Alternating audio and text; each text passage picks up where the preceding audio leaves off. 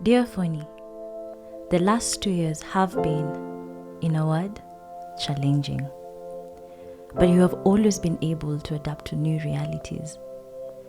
You also saw your family and friends strive to keep their mental health in check despite so much uncertainty. How is the future, Phony? Is climate change still one of your biggest worries? Are there even more humanitarian crises in the world? As I write this, over 82 million people have been forced to flee their homes because of conflict, persecution, or human rights abuses. It is twice the number 10 years ago. What is the number as you read this? Remember Mirette, the 25-year-old engineering student who fled before she could graduate?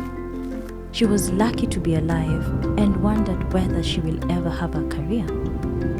Remember Diana at 14, struggling with the memory of fleeing home and learning to dance to help her cope?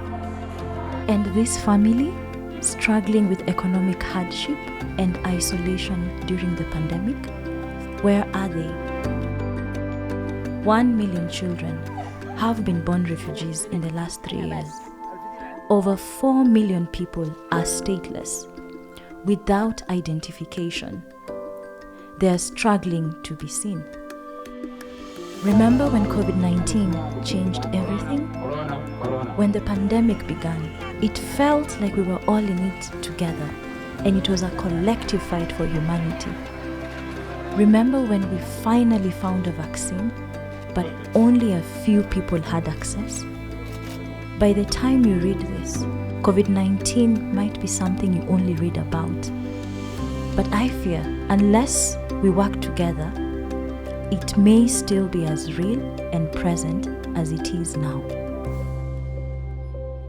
The last 2 years have also been a time of hope and resilience.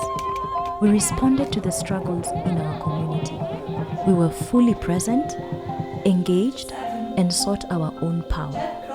We felt welcome and shared so much with the communities that took us in.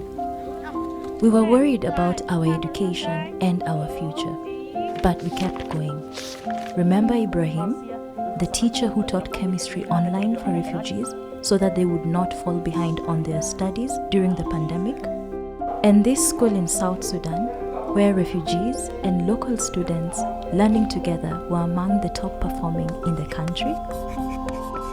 We have made progress, working and building our future. I hope you are seeing those dreams come true. There is so much to look forward to. There is a lot of pain, but there is healing and growth too. I hope when you read this, there's more peace in the world so that people forced to flee, especially women and girls like us, feel safe enough to go home, go to school, make our mark. That regardless of our gender, age, race, sexual orientation, ethnicity, or nationality, our rights matter. I hope that when you read this, you're back home, enjoying the rich, diverse culture of our people and rebuilding our communities. Future Phony, don't forget your struggles. Remember those who promise to protect you and help other displaced and stateless people. Hold them accountable. And hold on tightest of all to your strength and your victories. Yours, Phony.